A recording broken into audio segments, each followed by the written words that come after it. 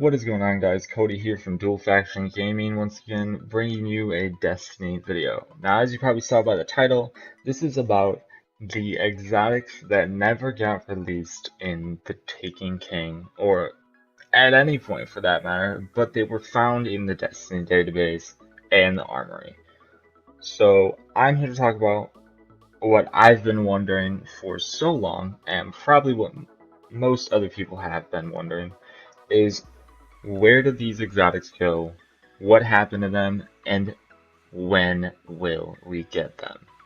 Now, Rise of Iron is almost here, so I'm speculating that we will get these when Rise of Iron releases or shortly after in a small update. Well, large, small, and just in an update. Now, altogether, there was 3 for the Warlock, 2 for the Titan, 2 for the Hunter. They were all exotic pieces of armor, and we're going to start off talking about the Warlock, we're going to move on to the Titan, then we're going to go to the Hunter. Now, for the Warlock, the gauntlets are called the Ophidian Aspect. Now, their unique perk is Viper Totemic. It has improved energy drain, and weapons ready and reload very quickly. Now, this is for the Voidwalker subclass, and it's going to increase your energy drain. Therefore, you can run lifesteal, and you can get your abilities back faster. You can have health every time you get a kill. And I think this is going to be a decent gauntlet and exotic to use for PvP. Hopefully, the weapon ready and reload quickly will be decent enough to where it will also add to the gauntlet's usability. Now, I think this is a great PvP PvP exotic. Moving on to the Warlock helmet. Do I even want to talk about how many strange coins I spent when Taken King came out on Xur when he had a helmet engram, because I thought that this was released. No, I don't want to talk about it. I still to this day hate myself for it. But we are going to talk about the unique perk, which is teleportation. It reduces blink cooldown and increases travel distance. Now, so far we've had the Voidwalker based gauntlets, and now we have a Voidwalker based helmet. This is for blink. Blink shotgun was the meta and the best combo for a Hunter, for a Warlock, because they're the only two that have blink.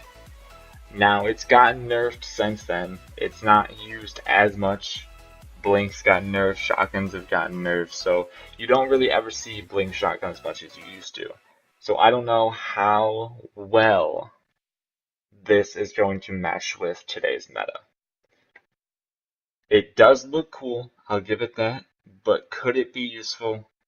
You don't know until it comes out. Moving on to the boots, the Transversive Steps.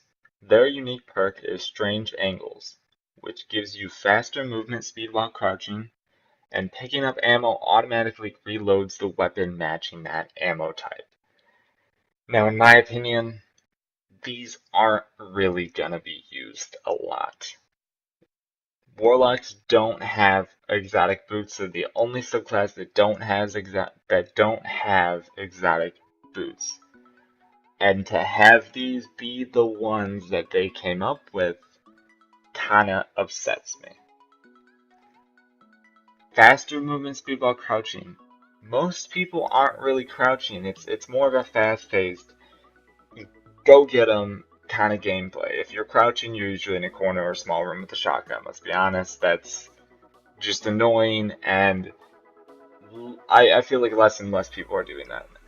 The whole picking up ammo automatically reloads the weapon, matching that ammo type. You're not really picking up ammo in PvP much, so I don't really see how that could be relevant. PvE maybe, but I don't think this exotic is going to make it very far, even if it gets released. So moving on to the Titan, we have Titan boots, which are called the Dunemarchers. Their unique perk is Speed Demon, This increases sprint speed, increased movement speed while aiming your weapon, and a tighter turn radius while sprinting. Now, this, in today's time of PvP, in my opinion, is going to be very, very useful. Why? Is because of the agility and mobility that these can give a Titan that doesn't have it. You can max your armor out, and these will still give you that agility that you're looking for. And since the Twilight Garrison has been moved down to 1 dodge instead of 2, I think these will come and become very, very useful as far as PvP. Moving on to the Titan Gauntlets, the Thagomizers. Their unique perk is 1-2 punch. This unlocks the Striker node Amplify for free, and you gain an additional melee charge. This reminds me of the Hunter Gauntlets that also give you an additional melee charge, and I believe that this will be a pretty powerful PvP piece. Why? Is because of Amplify stacked with the additional melee charge. Now, Amplify gives you the ability to have your Stormfist kills reduce the cooldown of your Fist of Havoc significantly. Now, if you have a high strength, these are going to be pretty powerful for your playstyle. And since there was a buff to Strikers and melee range for Titans, I think these are going to be perfect for the PvP meta right now. Moving on to the Hunter, the gauntlets for the Hunter are Shinobu's Vow. Their unique perk is New Tricks. This improves Skip Grenade, and you gain an additional Skip Grenade charge. These remind me of the Nothing Manacles, except for Hunters. Now, Skip Grenades in themselves right now, in my opinion, are very, very overpowered, even if their tracking time got nerfed. They are still overpowered, and if you get another Skip Grenade and it improves the range or the damage or the target acquisition on how these Skip Grenades work, these gauntlets will be very powerful in PvP. For the Hunter boots, they are called the Frost EE5. Their unique perk gives you a tighter turn radius while sprinting, and increased grenade and melee regeneration while sprinting. These are very similar to the Dunemarchers for the Titan that we just talked about, and this meta of Destiny is kind of moving in the direction of movement, gunfights, faster movement around the map. It's basically move based. It's all about mobility, agility, speed, how fast you can get to an area, how fast you can escape a gunfight if you're losing. Now this, I believe, is going to be a very nice piece of exotic, seen as though if they introduce the Dunemarchers with it, because it will influence people to not camp, to not sit in corners, to not sit in small rooms with a shotgun. This will encourage people to move around and have mobility with their playstyle. It could change the whole PvP meta. And where PvP is now, I do still get mad at it. Rage is always going to be a thing, but I do enjoy PvP at its current state. Everything seems to be balanced well, in my opinion, and introducing all of these new exotics that I've talked about will stay balanced, I believe. It will still be balanced out. Now, to talk about Rise of Iron and where these exotics, I think, are going to go and how they're going to fit in. Now, as far as Rise of Iron, we all know it's coming out soon. I've already pre-ordered it. I don't know about you guys, but I am just hoping. I'm trying to be excited for this DLC. I'm really, really hoping it hasn't been hyped up like most other things, like Destiny's release, like all these other things. I'm really trying to root for Rise of Iron, and I'm hoping that it's not hyped up to be something that it's not.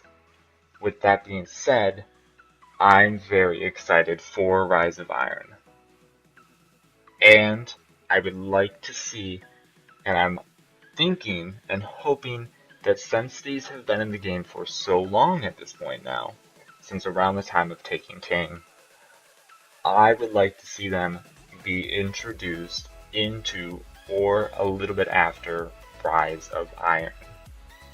Why is because we haven't had these discussed for a very long time since they have been discovered in the database.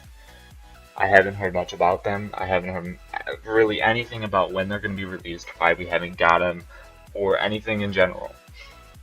So I'm really hoping that these get released in Rise of Iron. I really want new exotic armor pieces. I want to test them all out. I want to see how they work. I want to see if they've changed the pace of the game as far as Crucible. I'm hoping. I have high hopes for Rise of Iron. I really do. I've had my doubts before about this game. I do have doubts about Rise of Iron. I'll admit it, but I have high hopes for it. It seems like it has potential. And if these exotics are introduced, I will be happy. As far as that goes, that will be the end of this video. I have discussed everything that I wanted to, all the exotics that are missing, that nobody knows what happened to, and why I think they will come out in Rise of Iron. So I really hope you guys enjoyed this video. If you did, make sure you drop a like, comment down below, let me know what you think and when you think these exotics will be introduced, and basically what you think about them. If you have any other questions, also drop those in the comments down below. Make sure you stay tuned to this channel. I am back, I am active, and I believe that I'm going to upload at least once a week. At the least. For sure once a week at the beginning of the week. Monday, Tuesday, Sunday, Monday, Tuesday.